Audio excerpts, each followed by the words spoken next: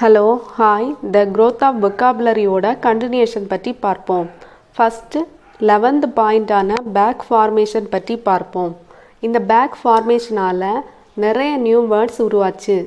அதில் நிறைய words miss அண்டர்ஸ்டாண்டிங்கால் உருவானது தான். சில வேர்ட்ஸ் தெரிந்தே வேண்டுமென்றே உருவானது.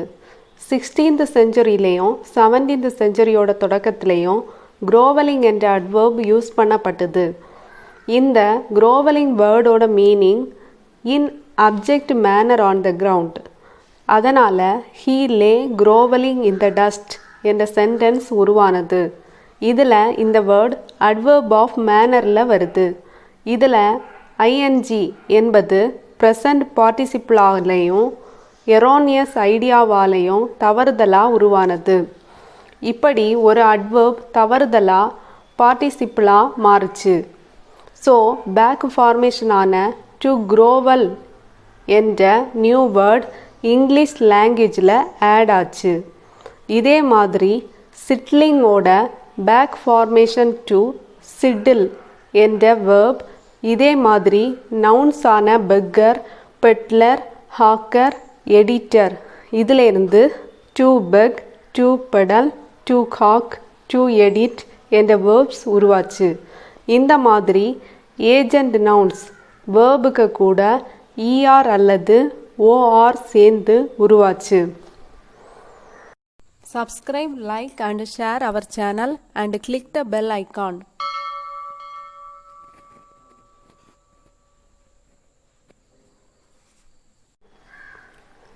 ஜேம்ஸ் கென்னடி எழுதிய ரைசிங் த விண்ட் என்ற 19th செஞ்சுரி தொடக்கத்தில் உள்ள ஃபாஸில் ஜெர்மி டிட்லர் என்ற நொட்டோரியஸ் சீட்டோட நேம் கொடுத்துருக்கு.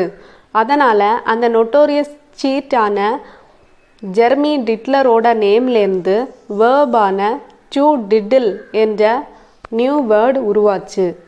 20th செஞ்சுரியில் காமனாக யூஸ் பண்ணின வேர்ப் டு மேஃபிக். இந்த word to go wild with joy அதை குறிக்கும். இந்த வேர்ட் போவர் வார் டைமில் மேஃப்கிங்லேருந்து ரிலீஃப் ஆக லண்டனில் செலிப்ரேட் பண்ணின ஒயில்டு சீன்ஸ் ஆஃப் ரிஜாய்ஸிங்கை குறிக்கும். மேஃப்கிங் என்பது ஒரு ப்ராப்பர் நேம். இது ப்ரெசண்ட் பார்ட்டிசிபிளாக மாறுச்சு. அதனால் அதிலேருந்து வேர்ப் டு மேஃபிக் உருவாச்சு. 16th செஞ்சுரியோட லாஸ்ட் வர பி என்ற நவுன் இங்கிலீஷ் லாங்குவேஜில் இல்லை. PEA என்ற நவுன் இங்கிலீஷ் லாங்குவேஜில் இல்லை. ஆனால் 16th செஞ்சுரி முன்னால் வர பீஸ் PEASE என்ற வேர்ட் பேசும்போ யூஸ் பண்ணினாங்க. ஆனால் கொஞ்சம் காலத்திற்கு பின் இந்த பீஸ் என்ற வேர்ட் ப்ளூரல்னு கருதப்பட்டது. அதனால் நியூ சிங்குலர் வேர்டு உருவாச்சு. இதே மாதிரி ஃபால்ஸ் சிங்குலர் ஃபார்ம் செரிஸ் என்ற ஓல்டர் ஃபார்ம்லேருந்து செரி உருவாச்சு. ஃப்ரெஞ்சில் இந்த வேர்டு சிரிஸ். ரிசரக்ஷன் என்ற வேர்டிலேருந்து டு ரிசரக்ட் என்ற வேர்ப் ஆல் லாஸ் ஆஃப் எட்டிமாலஜியோட எதிர்ப்பையும் மீறி உருவாச்சு. கன்ஸ்கிரிப்ஷன்லேருந்து டு கன்ஸ்கிரிப்ட் என்ற வேர்ப் உருவாச்சு. இதை நாம் கன்ஸ்கிரைப்னு அப்படி தான் சொல்லியிருக்கணும். ஆனால் டு கன்ஸ்கிரிப்ட்னு சொல்கிறோம். இன்ஸ்கிரிப்ஷன்லேருந்து இன்ஸ்கிரைபும் சப்ஸ்கிரிப்ஷன்லேருந்து சப்ஸ்கிரைபும் உருவாச்சு. டெலிவிஷன்லேருந்து டு டெலிவைஸ் என்ற வேர்ப் ரீசெண்டாக உருவாச்சு. இதே மாதிரி பீவிஸ்லேருந்து டு பீவ் என்ற வேர்பும் ஆடிட்டர்லேருந்து டு ஆடிட் என்ற வேர்பும் டொனேஷன்லேருந்து டு டொனேட் என்ற வேர்பும் பக்லர் என்ற வேர்ட்லேருந்து டு பர்கிள் என்ற வேர்பும் க்ளூமி என்ற வேர்ட்லேருந்து க்ளூம் என்ற வேர்டும் கிரீடி என்ற வேர்ட்லேருந்து கிரீட் என்ற வேர்டும் உருவாச்சு. அமெரிக்கன்ஸ் யூஸ் பண்ணின எந்தியூஸ் என்ற வேர்ட் எந்துசியாஸ்ட் மற்றும் எந்துசியாசம்லேருந்து உருவான லேட்டஸ்ட் எக்ஸாம்பிள். ஆனால் இந்த வேர்ட் இங்கிலீஷில் இன்னும் அக்செப்ட் பண்ணப்படலை. நிறைய ரைட்டர்ஸ் பேக் ஃபார்மேஷனை ஹியூமரஸ் எஃபெக்ட்டுக்காக அவங்களோட ரைட்டிங்ஸில் யூஸ் பண்ணியிருக்காங்க.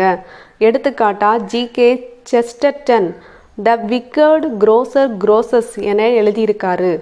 ஜே.கே. ஸ்டீஃபன் என்ற delightful parodist the Rudyards cease from kipling and the Haggards ride no more என எழுதியிருக்காரு. ஆனாலும் இந்த ரைட்டர்ஸ் அவங்களோட ரைட்டிங்ஸில் ஃபுல்லாக பேக் ஃபார்மேஷனை யூஸ் பண்ணலை. இனி growth ஆஃப் vocabularyயில் உள்ள 12th பாயிண்டான கரப்ஷன் ஆர் மிஸ் அண்டர்ஸ்டாண்டிங் பற்றி பார்ப்போம். ஃபாரின் லாங்குவேஜஸை கேட்குற பர்சன்ஸ் ஃப்ரெஞ்சு அல்லது ஜெர்மன் டேகை பேசுகிறது அப்ரிசியேட் பண்ணப்பட வேண்டியது தான். ஆனாலும் மேங்க்லிங், கரப்ஷன் அல்லது மிஸ் அண்டர்ஸ்டாண்டிங்கில் உருவான ப்ரேசஸ் சில சமயங்களில் நியூ வேர்ட்ஸ் லாங்குவேஜில் உருவாக காரணமாச்சு. 1914 to 1918 நடைபெற்ற வேர்ல்டு வார் ஃபர்ஸ்ட் டைமில் பிரான்ஸ் சோல்ஜியர்ஸ் திரும்பி வந்ததால் சில டேர்ம்ஸ் உருவாச்சு. இதுக்கு எடுத்துக்காட்டாக பிரான்ஸில் உள்ள சில்வர் பிளேட் என்பது சிவில் பிளே என மாறியது. மேலும் கானி ஃபெய்ட் ரெயின் என்பது சான் ஃபேரி ஆனி என மாறியது. இதே போல் இல் நீ என் ஏ ப்ளஸ் என்பது நா பூ என்பதாய் மாறியது. இதே மாதிரி வேர்ட்ஸ் உள்ள லிஸ்ட் 1939 டி. லாரி வெர்னர் எழுதிய த சோல்ஜியர்ஸ் வார் ஸ்லாங் டிக்ஷனரி என்ற லிட்டில் புக்லெட்டில் கொடுத்துருக்கு. ஆனாலும் கிரேட் வார் ஆகிய வேர்ல்டு வார் ஃபர்ஸ்டில் யூஸ் பண்ணின சில ப்ரேசஸ் அதுக்கு முன்னாடியே யூஸ் பண்ணியிருக்கு. இதே மாதிரி நிறைய வேர்ட்ஸ் உள்ள ambitious and authoritative work 1930 Eric பேட்ரிஜும் ஜான் ப்ரோஃபியும் எழுதின songs and slang of the British soldier என்ற புக் இந்தியாவில் யூஸ் பண்ணுற வேர்டான டீயோட நேட்டிவ் ஃபார்ம் சா. இது சார் என்ற வேர்ட்லேருந்து கரப்ட் பண்ணப்பட்டது. லிட்ரேச்சர்லேயும் நிறைய எக்ஸாம்பிள்ஸ் இருக்குது. எடுத்துக்காட்டாக சார்லஸ் டிக்கன்சனோட பல்லி ருஃபியான் அதாவது பெலரோஃபான் என்ற ஹைவேமேன் என்ற கேரக்டர் பற்றி மிஸ்ஸிஸ் மிக்காபஸ் பாப்பா என்ற கேரக்டர் எக்ஸ்பெரன்சியா டஸ் இட் என்று பேசியிருப்பது ஆக்சுவலாக லாட்டின்லேருந்து எடுக்கப்பட்டது. லாட்டினில் எக்ஸ்பெரன்சியா டோசட்னு குறிப்பிட்டிருக்கு. இதோட மீனிங் எக்ஸ்பீரியன்ஸ் டீச்சர்ஸ்.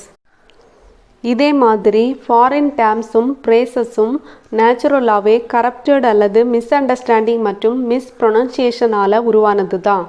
இங்கிலீஷ்லேயும் டிஃபிகல்ட்டான அன்ஃபெமிலியரான வேர்ட்ஸ் எல்லாம் இதே மாதிரி மிஸ் அண்டர்ஸ்டாண்டிங்கும் மிஸ் ப்ரொனன்சியேஷனுமாக ஆயிருக்கு. இதோட விளைவாக நிறைய ஸ்லாங்ஸ் உருவாச்சு. 1914 to 1918 வரை நடைபெற்ற வேர்ல்டு வார் ஃபர்ஸ்ட் மறந்து போனாலும் ஹாமாஃப்ளாஜ் என்பது இன்னும் நம்மை சூழ்ந்திருக்கு. ஹாமாஃப்ளாஜ்னா மிலிட்ரி பர்சனலோட டிஸ்கைசிங் ஈக்யூப்மெண்ட் இதெல்லாம் இன்னமும் நம் சரௌண்டிங்ஸில் இருக்குது. ஜியூஸோட ஹாப்புக்கு ஹீப்ரோஸோட கனெக்ஷன் இருக்கா என்பது இன்னைக்கும் சால்வ் பண்ணப்படாத பசிலாகவே இருக்குது. இந்த பசில் சால்வ் ஆகணும்னா ட்ரூ ஹிஸ்ட்ரி தெரிஞ்சிருக்கணும். சம்டைம்ஸ் ஹீப்ரூ கூட கனெக்ஷன் இல்லாமல் கூட இருக்கலாம். விட் சன் என்ற வேர்ட் ஒயிட் சண்டே என்ற வேர்ட்லேருந்து உருவானது. ஏன் அந்த நேம் உருவாச்சுன்னா பியூரிஃபிகேஷனை காட்ட. பிரிமிட்டிவ் கிறிஸ்டியன் சர்ச்சில் உள்ளவங்களும் கிறிஸ்டியனாக கன்வெர்ட் ஆனவங்களும் ஒயிட் அங்கி போட்டிருந்தாங்க. அதனால் அந்த நாள் ஒயிட் சண்டே. மெட்டா அனாலிசிஸில் இந்த ஒயிட் சண்டே விட் சண்டேயாக மாறுச்சு. அதுக்கப்புறம் விட் சன் வீக், விட் சன் டைட், விட் சன் சண்டே என ஒப்புக்கொள்ளப்பட்டது. விட் சன் மண்டே என்பது மேங்க்லிங் அல்லது கரப்ஷனால் உருவானது. இந்த பிரேசஸ் சம்டைம்ஸ் கன்வீனியன்ஸுக்காகவும் சம்டைம்ஸ் ரெவரன்ஷியல் மோட்டிவ்ஸுக்காகவும் உருவானது. குட் பை என்பது ஃப்ரெண்ட்ஸ் அடிக்கடி பிரிஞ்சு போகும்போது அவங்களுக்குள்ள யூஸ் பண்ணுற வேர்டு. இந்த குட் பை என்பது காட் பி வித் ஈ என்பதிலிருந்து உருவானது. காட் ராட் இட் என்பதன் யூஃபிமிசம் ட்ராட் இட் என்பதாகும். பிளிமி என்பது வல்கர் வேர்டு. இது மே காட் பிளைண்ட் மீ என்பதிலிருந்து உருவானது. ஆனால் பை அவர் லேடியிலேருந்து தான் bloody என்பது உருவாச்சு அப்படின்னு சொல்கிற எக்ஸ்ப்ரெஷன் இதுவரை அக்செப்ட் பண்ணப்படலை. நிறைய அத்தாரிட்டிஸ் bloody என்ற வேர்டை ஃபேஸ் வேல்யூக்கு யூஸ் பண்ணுறாங்க. நாம் எக்ஸ்க்ளைம் பண்ணும்போது சொல்லுற கிரேட் ஸ்காட்டுங்கிற வேர்டில் அப்போஸ்ட்ரஃபி யூஸ் பண்ணலை. ஸோ இது சர் வால்டர் ஸ்காட்டை பற்றி சொல்கிறது இல்லை, மாறாக அமெரிக்கன் யூஃபிமிசம் ஆன கிரேட் காடுக்காக யூஸ் பண்ணப்பட்டது. சம்டைம்ஸ் ஸ்காட்டுன்னு சொல்கிறது ஜெனரல் வின்ஃபீல்டு ஸ்காட்டாக கூட இருக்கலாம். இந்த ஜெனரல் வின்ஃபீல்டு ஸ்காட் பிரசிடென்சியில் உள்ள ஒன் டைம் கேண்டிடேட். ஜியோபார்டி என்பது பிரெஞ்சு வேர்டான ஜியோ பார்ட்டி என்பதிலிருந்து உருவானது. இதோட meaning an evenly matched game.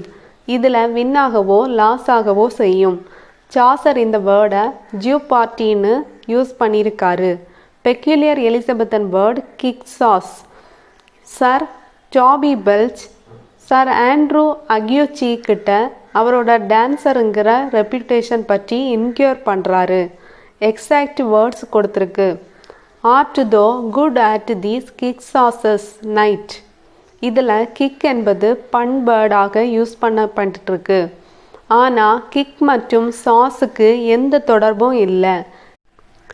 Kick sauce என்பது பிரெஞ்சு குவல்க்யூ சோஸ் என்பதை குறிக்கும். சர் டோபி பெல்ச்சோட டைமில் இது ஹாஃப் ஸ்லாங் தான். இது மாடர்ன் திங்கமியோட ஒத்து போகுது. இனி growth of vocabularyயில் உள்ள 13th பாயிண்டான ஃபால்ஸ் எட்டிமாலஜி பற்றி பார்ப்போம். இன்னைக்கும் மிஸ்டேக்கன் நோஷன்ஸால் உருவான எட்டிமாலஜி இருக்குது. அதை தான் ஃபால்ஸ் எட்டிமாலஜின்னு சொல்கிறோம். எடுத்துக்காட்டாக ஐலாண்டுன்னு சொல்லும்போ எஸ்ஸை உச்சரிக்க மாட்டோம். ஐலாண்டோட ஒரிஜினல் ஆங்கிலோ சாக்சன் வேர்டு இக்லாண்ட். இதே மாதிரி போஸ்துமஸ், இதில் எச் என்பது ஒரிஜினலாக ஸ்பெல்ட் பண்ணப்படலை. இதோட meaning coming after in order of time. Mistaken எட்டிமாலஜியில் போஸ்துமஸில் உள்ள செகண்ட் ஹாஃப் ஆஃப் த வேர்டான ஹியூமஸ் என்பது டெத் மற்றும் பரியலோடு தொடர்புடையதுன்னு கருதுறாங்க. இதோட meaning after death. Book of ஜெனிசிஸில் 2nd chapter verse 18ல் and the Lord said it is not good that man should be alone, I will make him a help meet for him அப்படி கொடுத்துருக்கு. இதில் மீட் என்பது adjective. இது fitting அல்லது சியூட்டபிளை குறிக்கும். Help என்பது மேனோட கம்பேனியனை குறிக்கும். அது முதல் அவள் அவனோட மேட் அல்லது ஒய்ஃப். இந்த ஐடியா ஹெல்ப் மீட் என்பதிலிருந்து உருவானது. அவனுக்கு உதவியாக இருக்க உருவான மேட். ஸோ ஹெல்ப் மீட் என்பது ஹெல்ப் மேட் ஆனது. ஹெல்ப் மேட் தான் குட் இங்கிலீஷ். இன்னொரு எடுத்துக்காட்டை பார்ப்போம். சால்ட் வச்சிருக்கிற வெசலை சேலருன்னு சொல்கிறோம். இந்த வேர்ட் லாட்டின் சால் அல்லது சால்ட்லேருந்து உருவானது. அதுக்கப்புறம் சால்ட் சேலருன்னு அன்னெசரியான வேர்டு உருவாச்சு. காலப்போக்கில் அது சால்ட் செல்லராக மாறுச்சு. அதுலேருந்து தான் இப்போது சால்ட் சில்லர் என்ற வேர்டை உருவாச்சு. ஹெல்ப் மேட்டும் சால்ட் செல்லர் என்ற வேர்ட்ஸ் மாதிரி மிஸ்டேக்கன் யூஸ் பண்ணின வேர்ட் எல்லாம் செரிடனோட டைம்லேருந்து மாலப்ராபிசம்னு அழைக்கப்படுது. மாலப்ராபிசம்னா ஒரு வேர்டு வர வேண்டிய பிளேஸில் அதே மாதிரி ப்ரொனவுன்ஸ் பண்ணுற வேர்டு வாரது. எடுத்துக்காட்டா குட், வுட், ஷுட். இந்த ஆக்சிலரி வேர்ப்ஸில் உள்ள எல் என்பது ப்ரொனவுன்ஸ் பண்ணும்போது வாரதில்லை.